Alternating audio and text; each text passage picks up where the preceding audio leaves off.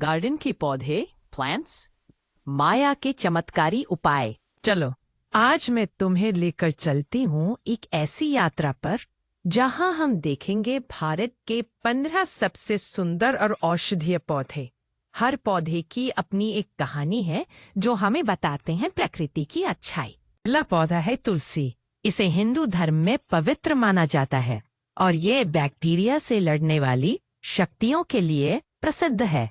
मेरी दादी इसे जीवन की माता कहती थी। फिर आता है अश्वगंधा, जिसे आयुर्वेद में शारीरिक और मानसिक स्वास्थ्य के लिए रामबाण माना जाता है। यह शरीर को शक्ति और ऊर्जा देता है। तुम जानते हो कि कपूर का पौधा न केवल खुशबू के लिए बल्कि सांस की बीमारियों में भी बहुत कारगर है। नीम का पेड़ भारत की आयुर्वेदिक धरोहर है। इसकी पत्तियां और छाल अनेक बीमारियों को खत्म करने में मदद करती है। दादी इसे घर की सुरक्षा कहती थी। गिलोय, जिसे सर्पघ्री भी कहा जाता है, एक तरह की लताओं के रूप में उगता है और इसे प्रतिरक्षा प्रणाली मजबूत करने के लिए जाना जाता है। ब्राह्मी का उपयोग याददाश्त और मानसिक शांति के लिए किया जाता है। यह भारत की पुरानी स्कूलों में ज्ञान की देवी सरस्वती का भी प्रतीक है।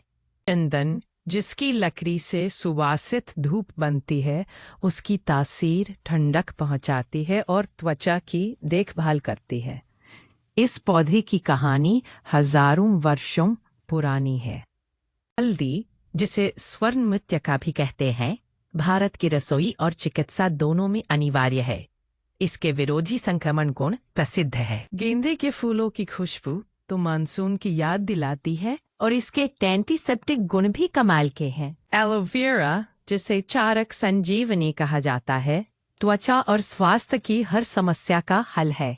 इसका गाढ़ा गूदा चमत्कारी है। सफेद मौसम्बी अपने फल और पत्तियों से विटामिन सी देता है और खांसी जुकाम में आराम देता है।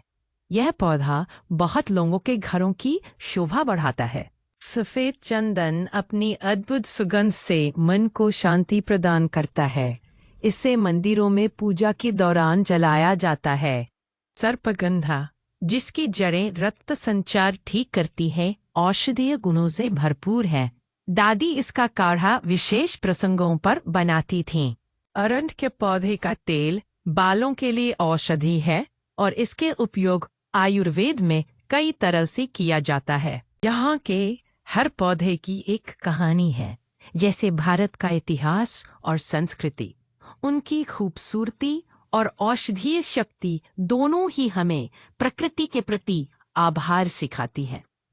अगर तुम भी चाहो तो हम अगली बार मिलकर इन पौधों के और भी रंगीन किस्से जानेंगे और उनके उपयोग सीखेंगे।